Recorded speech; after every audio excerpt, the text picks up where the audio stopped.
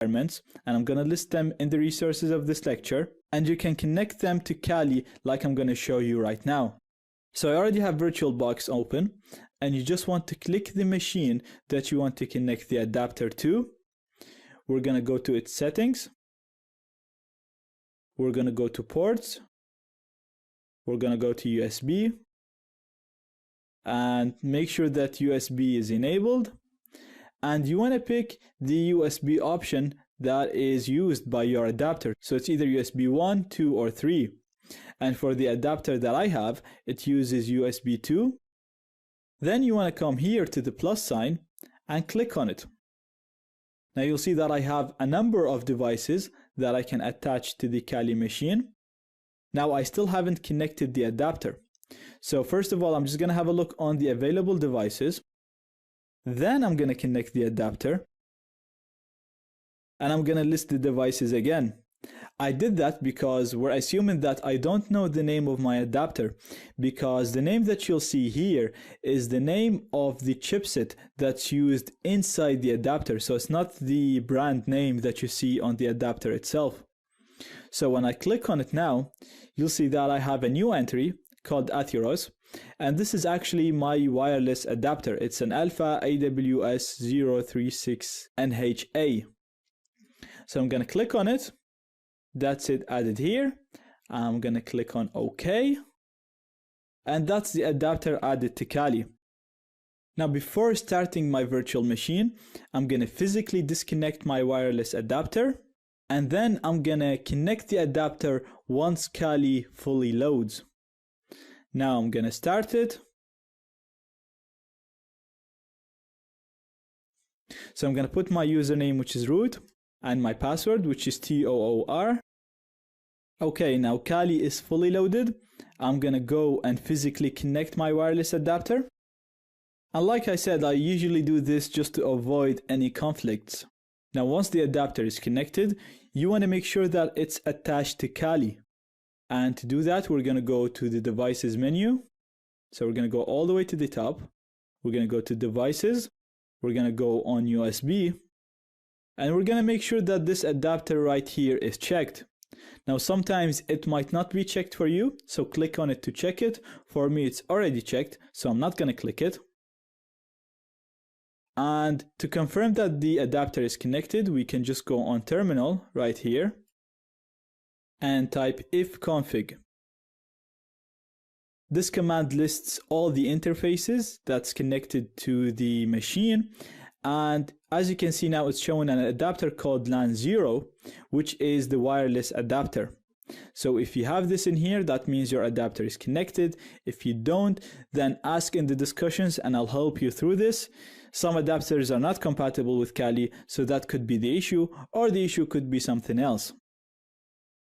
Also, now if we go here on the top right, you'll see that I have a Wi-Fi option, which I can use to connect to Wi-Fi networks. Now we don't need to do this because I showed you how to set up a NAT network, and Kali already has internet access through this NAT network. So we only need the wireless adapter to hack into other networks to crack their passwords. When it comes to networking, you probably heard of the term MAC address a lot. So in this lecture, I'm going to cover what do we mean by MAC address, what it's used for, and how to change it.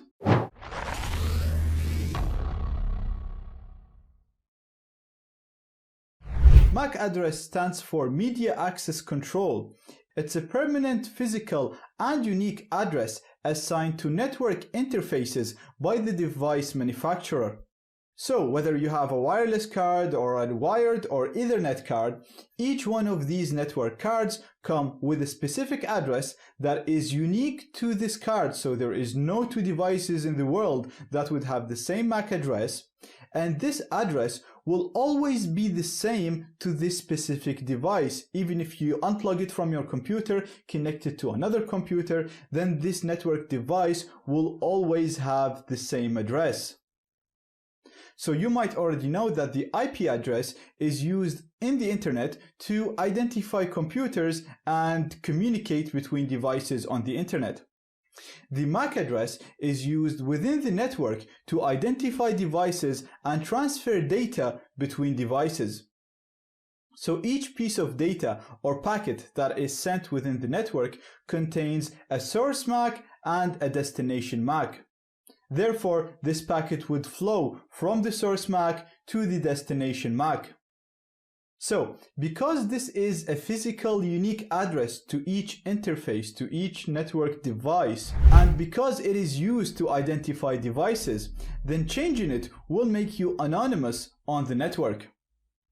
Not only that, but the MAC address is often used by filters to prevent or allow devices to connect to networks and do specific tasks on the network.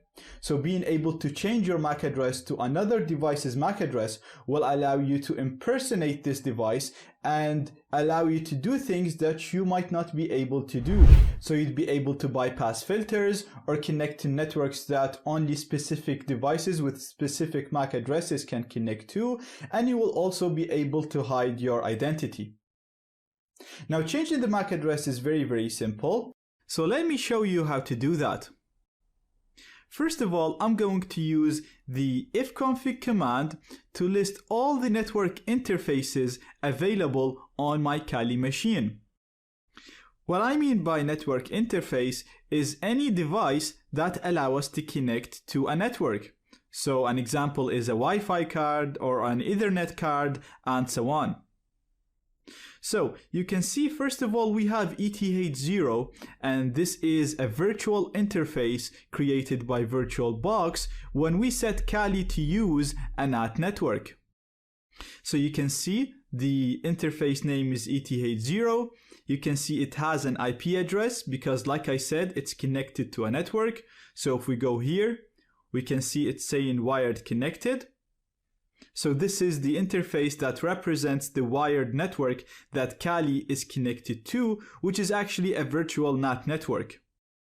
You can also see the net mask, the broadcast, and a really important piece of information, which is the ether. This is the MAC address of this virtual interface. Now you can see similar information for my other two interfaces, the LO and the LAN 0. The only thing is, you can see for both of these interfaces, we do not have an IP address. And the main reason for that is because none of these interfaces is connected to a network. Now LO is a default interface created by Linux, and LAN 0 is my real wireless adapter, so I can use it to connect to Wi-Fi networks. But if I go on the network in here, you'll see Wi-Fi is not connected because I actually didn't connect to any network, and that's why it does not have an IP address. Now this doesn't matter because what we want to do is to just change the MAC address, which again is shown here under the ether part. So similar to what you're seeing here for ETH0. Now, in order to change any of the values that you see in here, you have to first disable the interface. So in this example, we want to change the MAC address. So that is represented by the ether, and the value is right here. So in order to disable an interface, we're gonna do ifconfig, followed by the interface name, which is LAN 0 in my example, followed by down to disable it. Now, if I hit enter, you'll see the command runs with no errors, so it means that it got executed properly. And the next thing that we need to do is to change the option that we want to change. And in this example, we want to change the ether, which is the MAC address. So first we're gonna type ifconfig. We're gonna type the interface that we want to change one of its options. Then we're gonna type the option that we want to change. And what we want to change is the hardware address. So we're gonna do HW ether.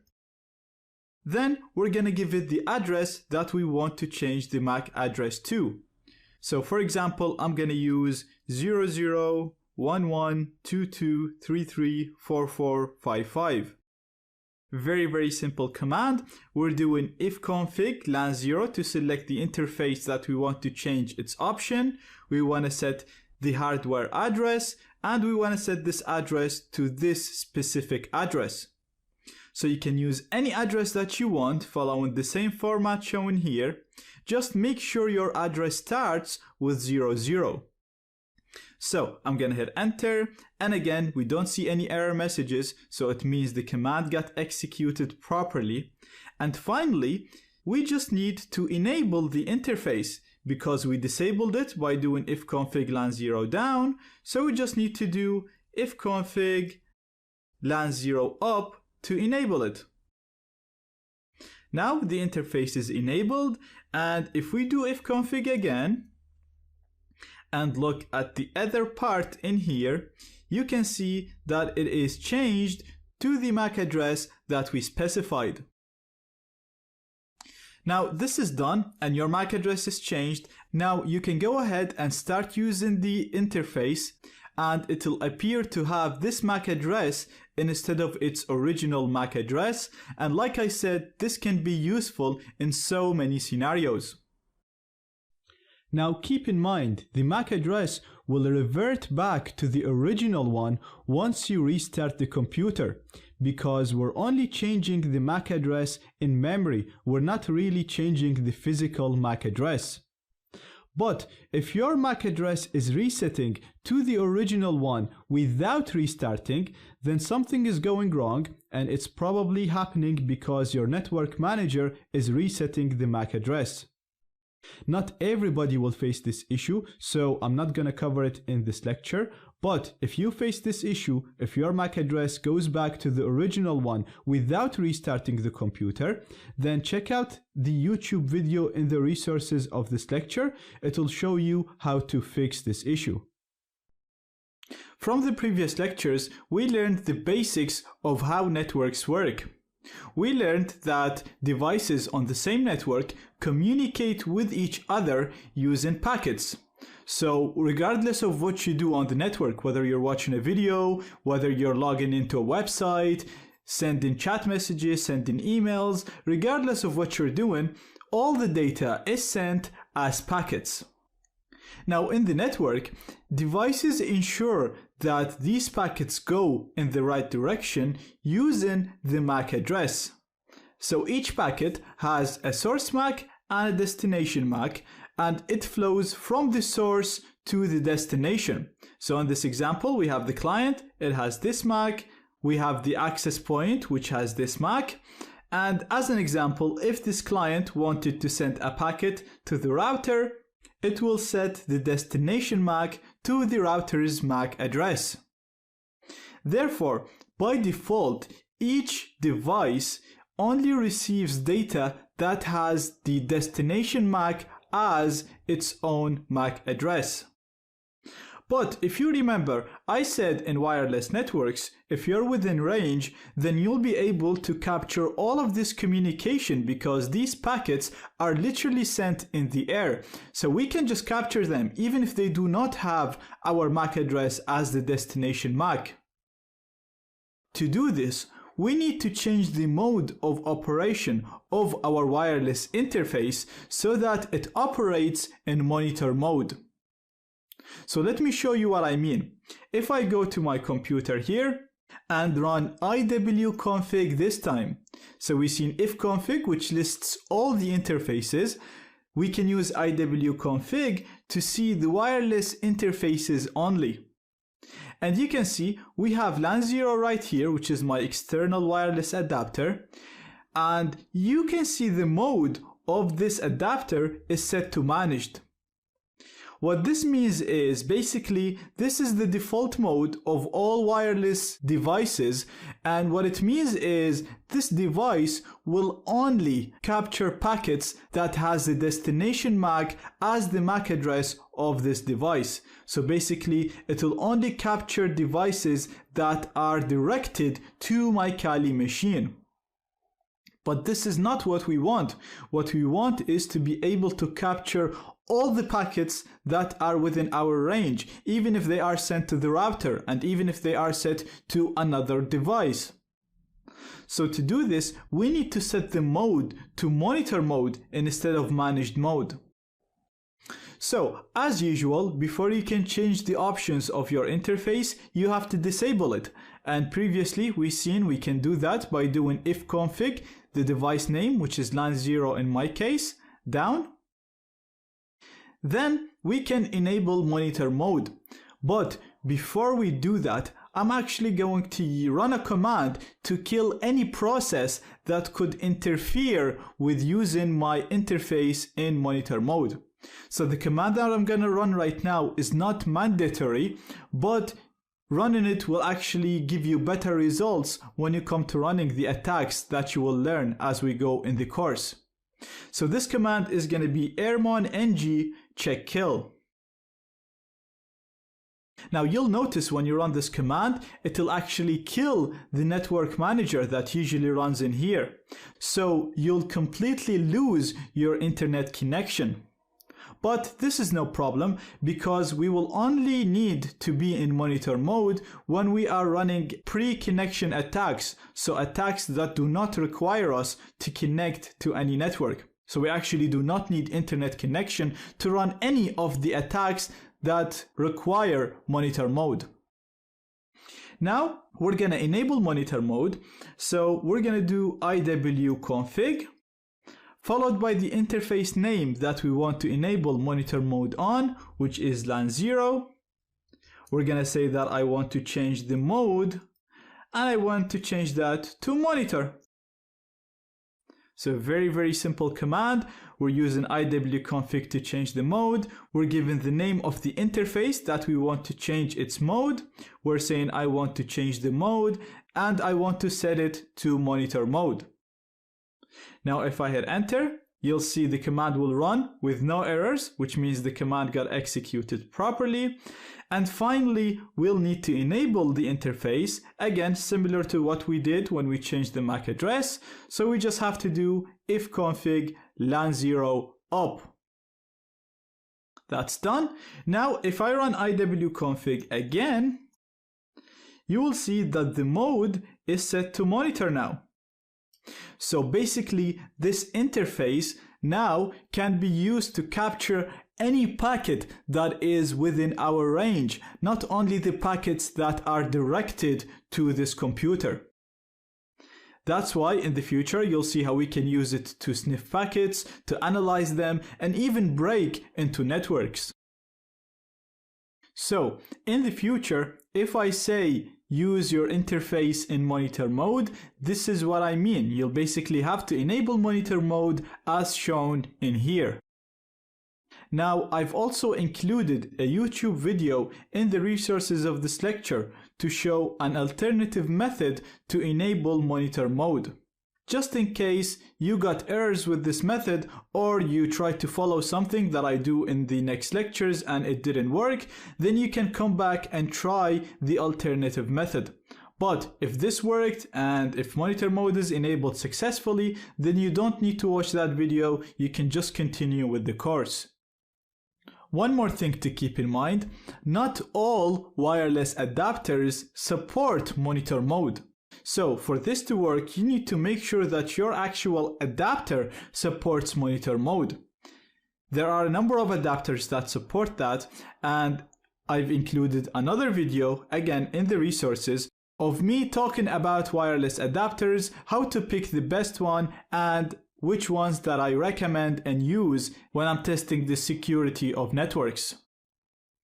Now that we have enabled monitor mode on our wireless interface, we are able to capture all the Wi-Fi packets sent within our range. Even if the packet is not directed to our computer, even if we're not connected to the target network, and even without knowing the key or the password to the target network. So all we need right now is a program that can capture these packets for us. The program that we're going to use is called AeroDump-ng. It's part of the AirCrack-ng suite, and it's a packet sniffer, so it's basically a program designed to capture packets while you're in monitor mode. So it'll allow us to see all the wireless networks around us and show us detailed information about its MAC address, its channel, its encryption, the clients connected to this network, and so on. So let me show you how we're going to use it. First of all, you need to enable monitor mode on your wireless adapter as shown in the previous lectures. So if I go to my Kali machine and run iwconfig to list all the wireless devices on this computer, you'll see that I have an interface called Mon0, and this interface is in monitor mode. Now, depending on the way that you enabled monitor mode, this can be called LAN 0, it can be called LAN 0 Mon, it doesn't really matter. You just want to make sure you enable monitor mode using one of the methods shown before, and then use the name of the adapter that is in monitor mode when you run aerodumpng. Now, to run aerodumpng, we're just going to type the name of the program, which is aerodumpng, followed by the name of my wireless adapter in monitor mode, which is Mon0, as you can see in here. So the command is very simple. We're typing the program name, which is aerodumpng, followed by the name of my interface in monitor mode. If I hit enter, you'll see it'll start working, discovering all the wireless networks around me and displaying useful information about them. This program will continue working unless you quit it, and to quit this program, you have to press Ctrl+C from your keyboard. You can actually use Ctrl+C to quit any running program in your terminal. Now that we stopped the program, let's analyze the output so we understand what it's showing us. So first of all, if we look at this column, the ESSID column, it should be a little bit familiar to you. And basically, this shows us the names of the wireless networks around us. So if I just go to my Mac machine and look for wireless networks, you'll see the same names that we see in here displayed under the ESSID. Now, all of the other columns show us more information about the network name that you see in here, and this information will actually be very useful to us as we go through the course. The first column, the BSSID, shows us the MAC address of the target network. Next, we have the PWR, so this is the signal strength or the power of the network.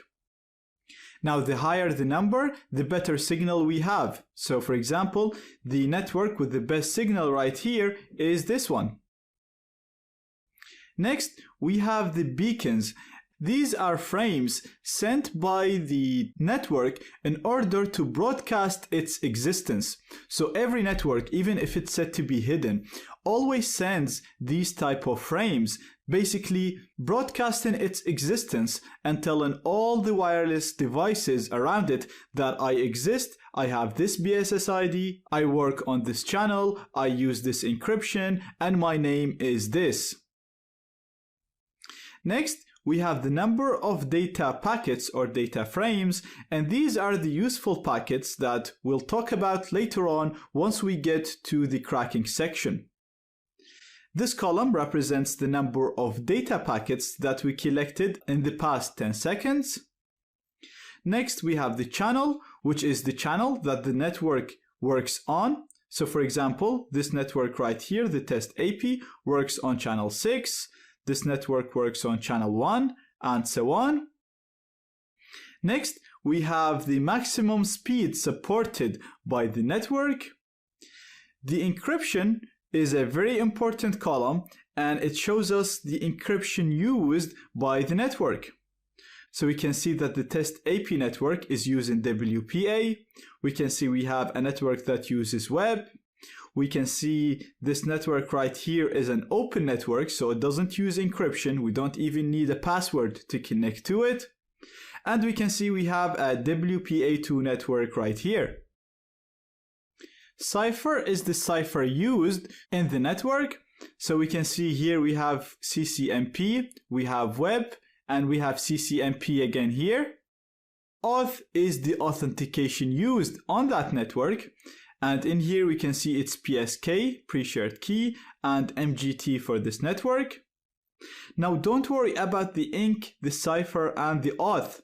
We will talk about breaking into all these networks into WEP, WPA, and WPA2 in the gaining access section. And finally, you can see we have the ESSID section, which shows the name of the network. So this is what you see when you look for networks in your network manager. So that's it for this lecture. I just wanted to give you a quick look on how to discover all the networks around us using AeroDumpNG. Don't worry about AeroDumpNG too much now. We're going to be using it a lot in the next lectures, and you'll get very comfortable with using it as we go through the course. In this lecture, I'd like to talk about Wi-Fi bands. The band of a network defines what frequency it can use to broadcast the signal. This means it also defines the frequency that the clients or the computers need to be able to support and use in order to be able to connect to this network. The two main frequencies used in Wi-Fi networks are 2.4 and 5 GHz. Now, previously, when we used AeroDumpNG, we were only sniffing on the 2.4 GHz frequency. You can see, first of all, my wireless adapter is in monitor mode, Mon0 in here. So if I just do AeroDumpNG Mon0,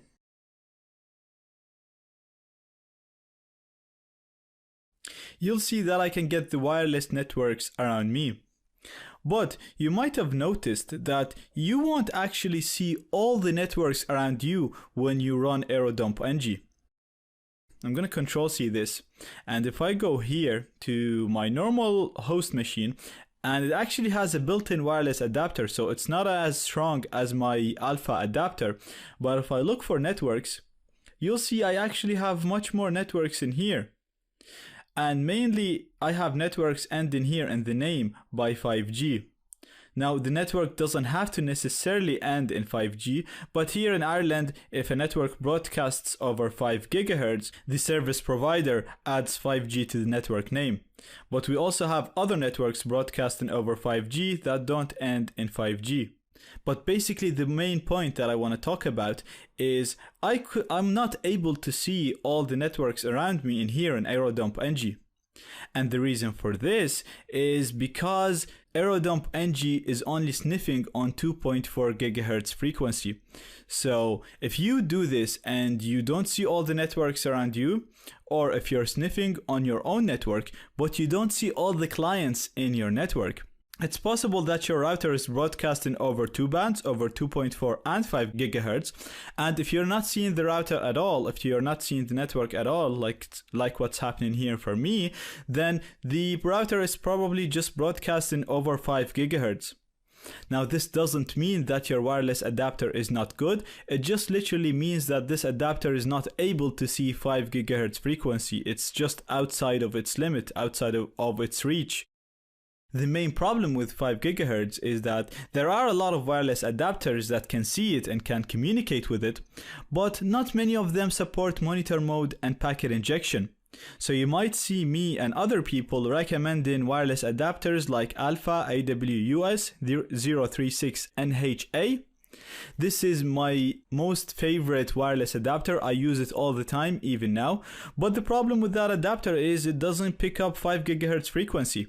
So it doesn't mean that that adapter is bad, it just means that it can't see 5 GHz frequency.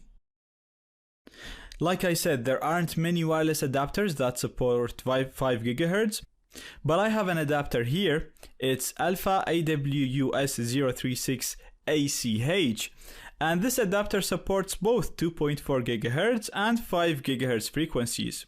It's not as good as the Alpha, but it does the job. Now, if you want more information about wireless adapters, check out the link in the resources. I'm not going to talk a lot about what wireless adapters do, but in this lecture, I want to show you how to sniff and discover 5 GHz frequency networks, and then so that you can use all the attacks that you've learned in my other lecture and in my previous videos with 5 GHz networks. So the adapter that I'm using right now supports 5 GHz, but as you can see, I still can't pick up these networks. That's because I need to specifically tell AeroDump-NG that I want you to listen on 5 GHz frequencies and 5 GHz channels. To do that, all we have to do is just do AeroDump-NG, like we always do. And then we're going to use a new argument that we haven't seen before, and this argument is called band. And we're going to tell it that I want you to sniff on band A, and that's the band that supports 5 GHz frequency. And then I'm just going to give it the name of my wireless adapter in monitor mode, which is Mon0. So the command is very simple. It's very similar to what we've used before. And all we have to do is just type in AeroDump-NG, followed by the band. And the band that we want to use is A. And we're following that with our wireless interface. So I'm going to hit enter. And as you can see, as soon as we hit this, I'm actually just going to do Control-C now because you can see the results.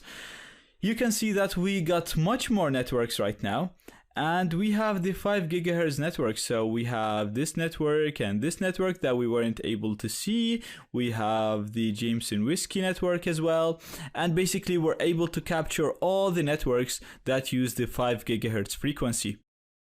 Now what you can also do, let me clear the screen. You can specify multiple bands using the band argument. So again, using the same command, instead of just saying band A, we can do band A, B, G. And what this will do is it'll tell AeroDump-NG to capture data on both 2.4 and 5 GHz frequencies at the same time. So let me show you.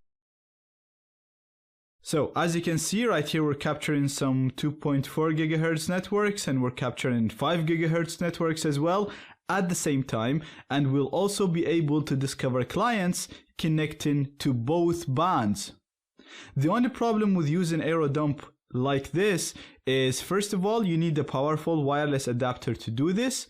Also, it'll be slightly slower than only sniffing on one band, because when you're sniffing on two bands, you have a lot of channels that AeroDump-NG has to hop on all of them and discover clients and networks broadcasting on these channels.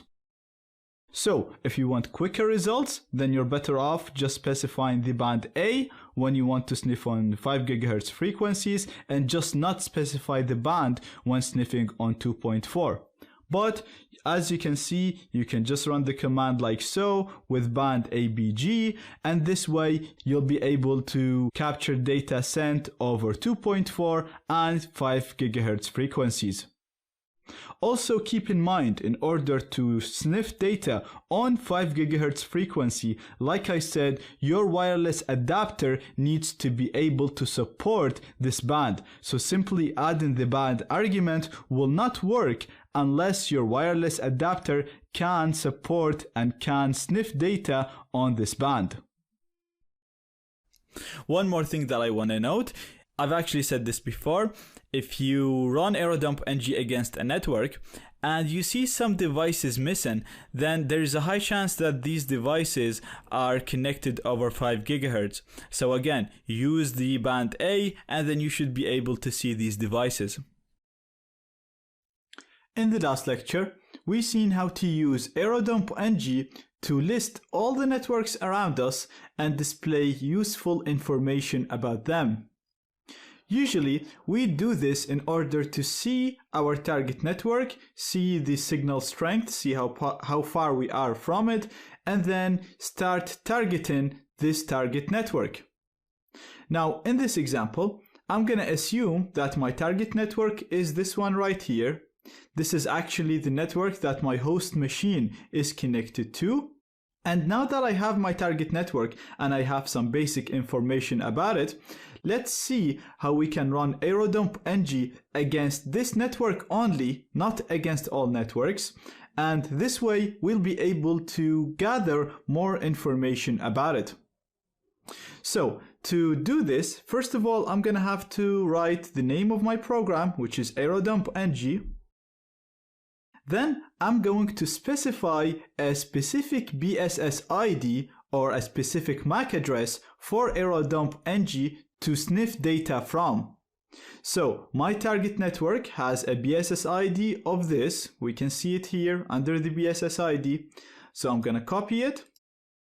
And then I'm going to do --BSS ID. And I'm going to give it the BSS ID that I just copied. Next, I'm going to specify a channel for AeroDump-ng to sniff on. Again, if we look under the channel column in here, we can see my target network is on channel 2. So I'm going to do --channel 2. So now we're telling AeroDump-ng that I want you to sniff data on channel 2 and only from a network that has this BSS ID. I'm also going to tell AeroDump-ng that I want you to store all the data that you're gonna gather for me in a file. So I'm gonna say --write, and then I'm gonna type a file name, and let's call this test. And at the end, as usual, I need to give it the name of my wireless adapter in monitor mode, which is Mon0 in my case. So, very simple command. Let's go over it one more time. We're doing AeroDump-ng, that's the name of the program that I want to use. I'm telling it that I only want you to sniff data from a specific BSS ID. Then I'm giving it the BSS ID of my target. Then I'm telling it I want you to only sniff data from a specific channel, and I'm giving it the channel that I wanted to sniff data from. Again, we can get it from here, it's number 2. Finally, I'm telling it that I want you to write all the data that you're gonna capture in a file that we're gonna call it test. And then I'm giving it my wireless adapter in monitor mode, which is Mon0. Now I'm gonna hit enter. And as you can see, unlike the last time, AeroDump-ng is only showing me one network in here. This is the network that I wanted it to sniff data on. And we can also see we have a completely new section right now. So when I ran AeroDump-ng in the previous lecture, you seen I only had the networks in here and I had nothing here at the bottom. But now you can see we have more entries in here at the second section of AeroDump-ng, and basically anything that you see here in the second section, these are the clients or the devices connected to this network. So right now we can see this network has 3 devices connected to it, and you can see the MAC addresses of these devices under the station. So you can see all of these devices are connected to the same network. So the BSS ID is still the same. This is the MAC address of the network. And under the station, we have the different clients or different devices connected to this network. We can also see the power. So this is the signal strength of each of these devices. We can see the speed, we can see the amount of data lost, we can see the amount of frames or packets that we have captured, and we can see if any of these devices are still probing for networks. So sometimes when you run AeroDump-ng against all networks, you'd still see this section and you'd see that some devices are not connected and they're literally trying or looking for networks. So you'd see the name of the networks that they're looking for under the probe. Now, if I hit Ctrl+C, AeroDump-ng will quit, it'll stop working, but I should have new files in my current working directory that contain the data that we just captured. Because remember, when we ran the command, we used the write option in here to store the data in a file called test. So if I just do ls to list all the files in my current working directory, you can see I have 4 files. All of them start with test, but they all have different extensions. So we have a CSV, we have a netxml, we have a cab, and we have a Kismet CSV. Now also notice that AeroDump-ng automatically appended -01 to each of these files. So in the future, when you go and try to use the capture file, make sure you append -01 to the file name that you specify in the command. Now, the main file that we're going to be using is the cap file. Again, this file contains the data that we captured during the period that AeroDumpNG was working on in here. And basically, this file should contain everything that was sent to and from my target network. So it should contain URLs, chat messages, usernames, passwords, or anything that any of these devices did on the internet. Because anything that they have to do will have to be sent to the router, as we've seen before. The only problem is, if you look at the encryption in here, you can see that my target network uses WPA2 encryption. So all of the data sent between the router and the clients is encrypted. So let me show you what I mean. I'm going to use a tool called Wireshark to analyze the data. And don't worry about how to use Wireshark. We will talk about it in details later on. Right now, I just want to make sure that you understand the idea that now we're able to capture all these packets. The only problem is these packets are encrypted. So I'm going to do Wireshark to run Wireshark. And then I'm going to open my capture file. So I'm going to go to File, Open, and it's already in my root directory. So I'm just going to scroll down and select my test1 cap. I'm going to open it, and I'll just put this in full screen. And as you can see, if we click on any of these packets, you can see we really have no useful data. You can see everything looks like gibberish, and we can't read anything, even though these packets might contain usernames, passwords, or URLs. The only useful thing that we can see here is the device manufacturer.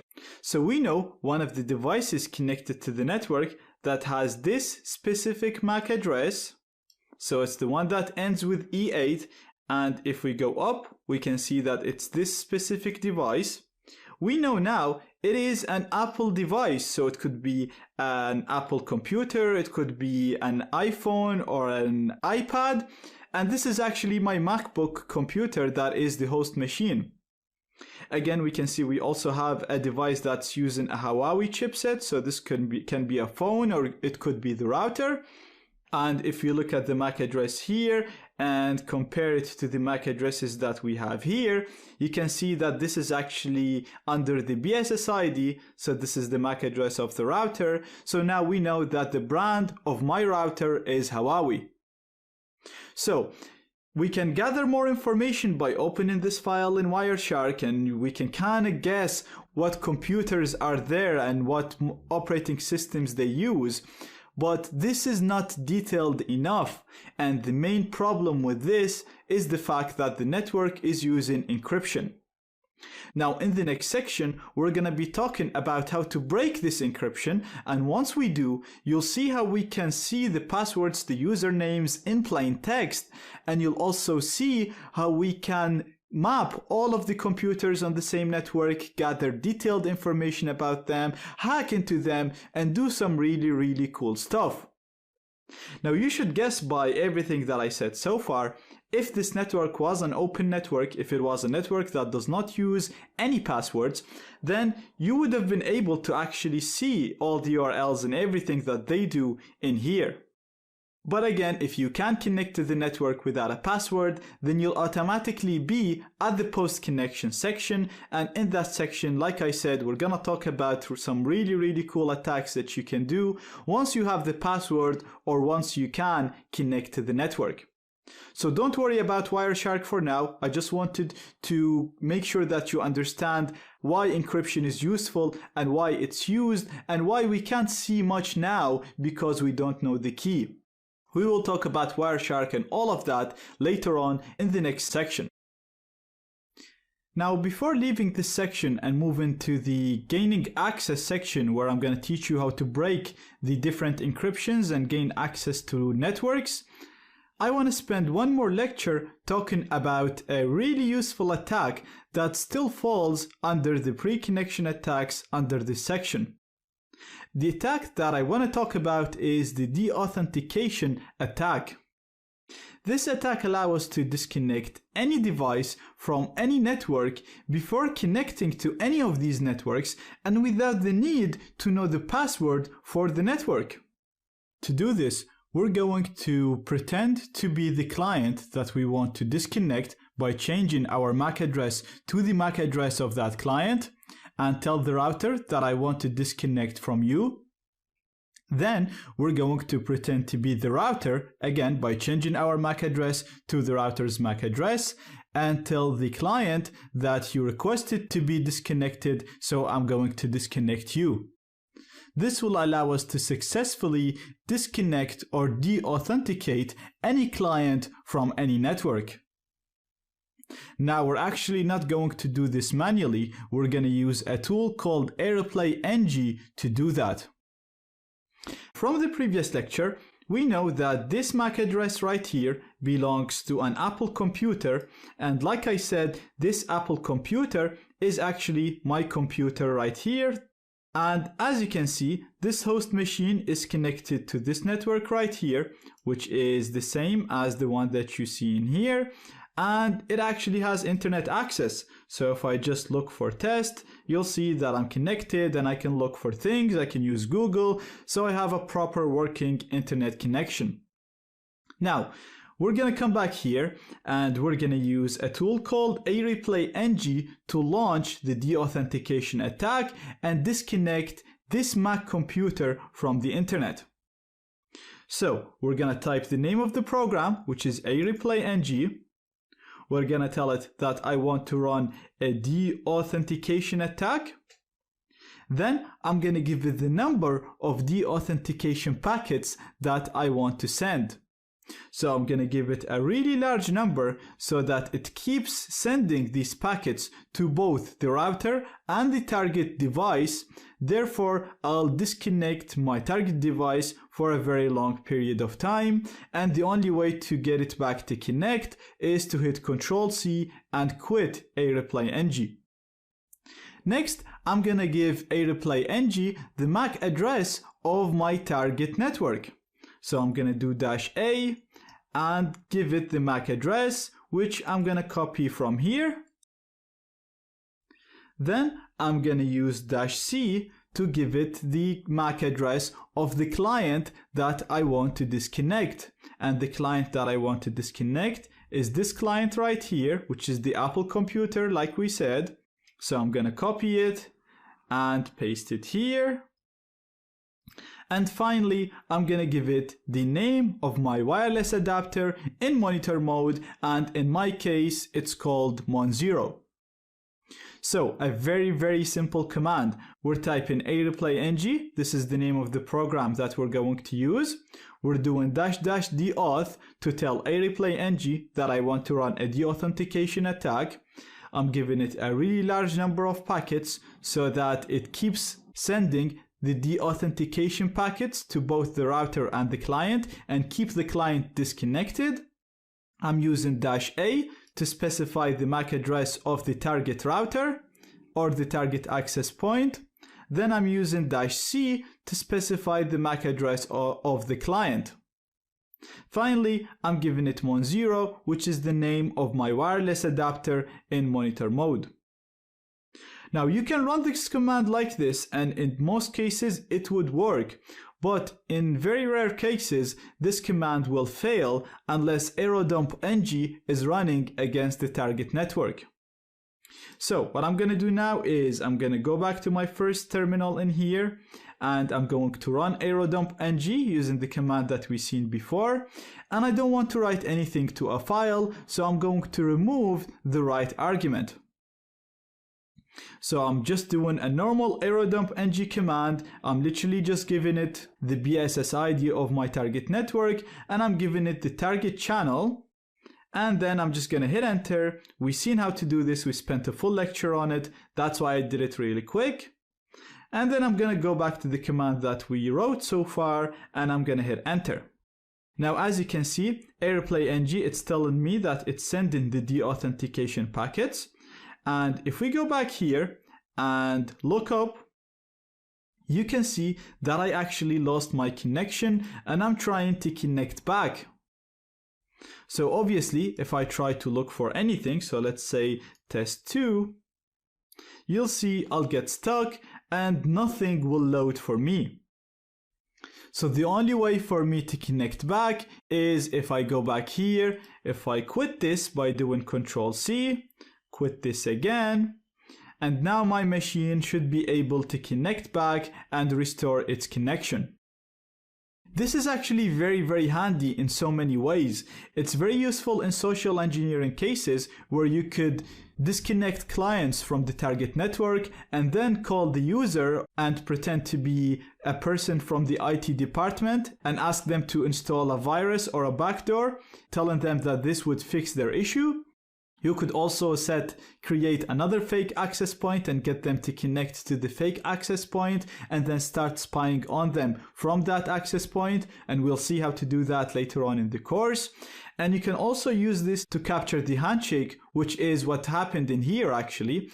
And this is vital when it comes to WPA cracking. And we'll talk about this once we get to the WPA cracking section. So, like I said, this is a small attack that can be used as a plugin to other attacks or to make other attacks possible. Everything we've done so far can be done without the need to connect to the target network.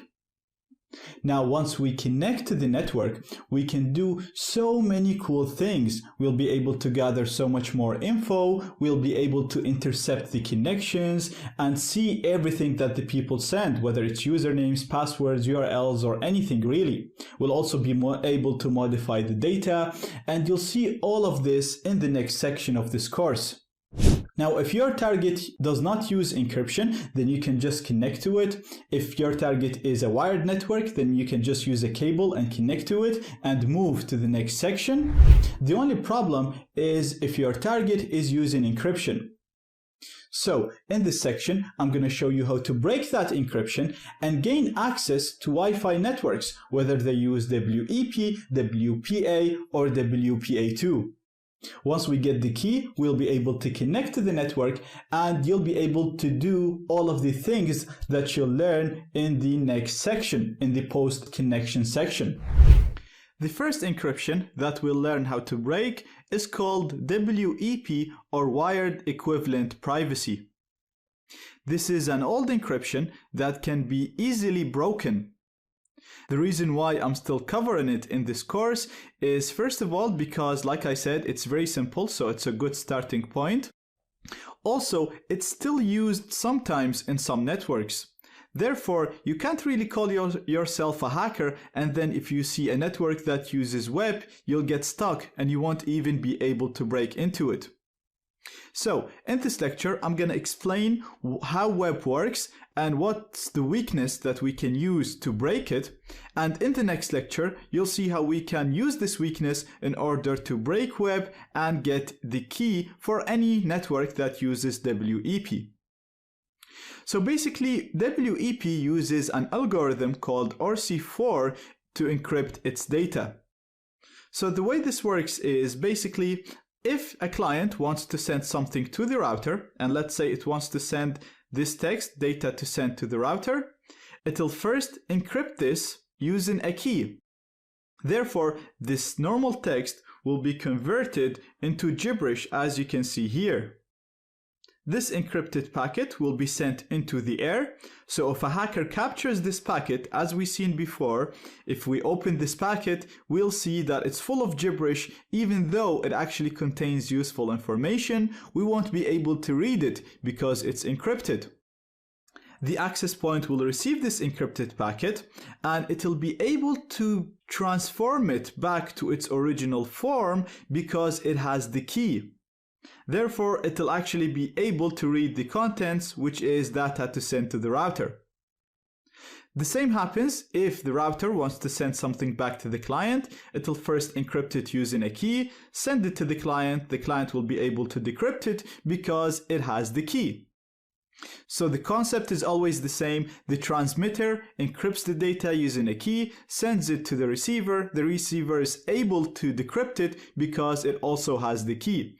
Therefore, anybody who captures the packet in the middle, they will get the packet, but they won't be able to see the contents because they do not have the key. So the algorithm and the way RC4 works is actually fine. The problem is with the way that WEP implements this algorithm.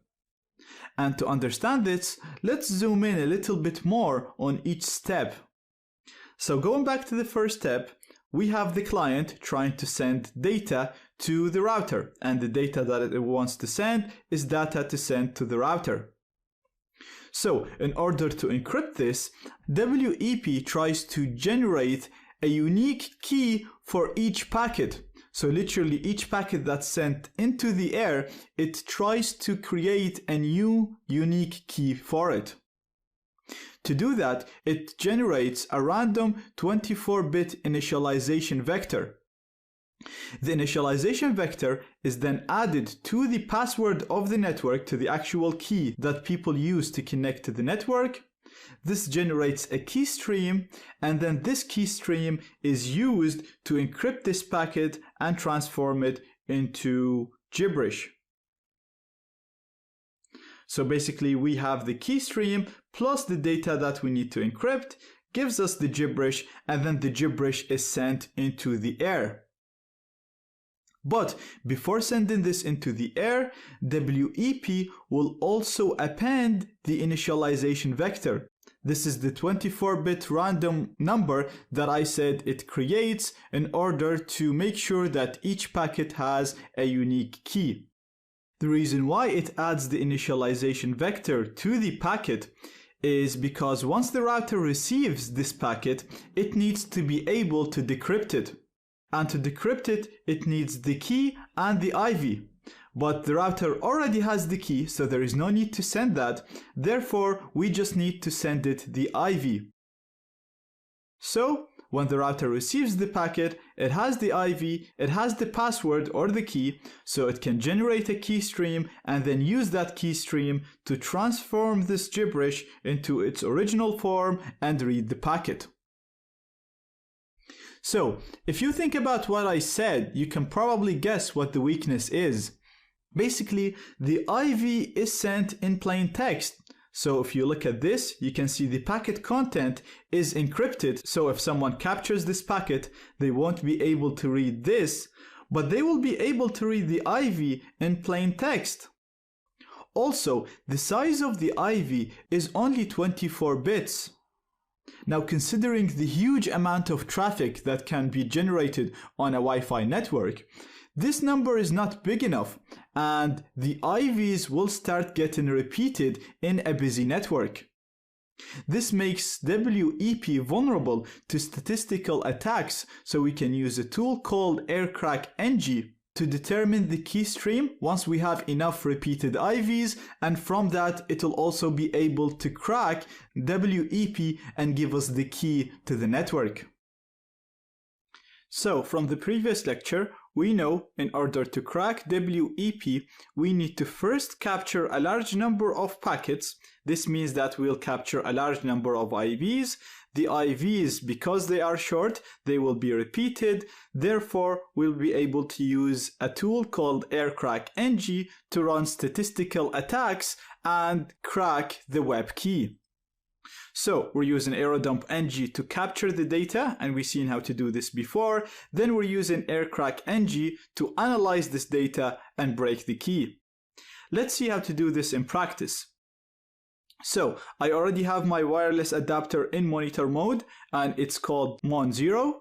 I've also already run AeroDumpNG to list all the networks around me, and as you can see, I have only one network using WEP. This is called TestAP3, and this is my actual network that I use every day. I've just configured it to use web to make this lecture.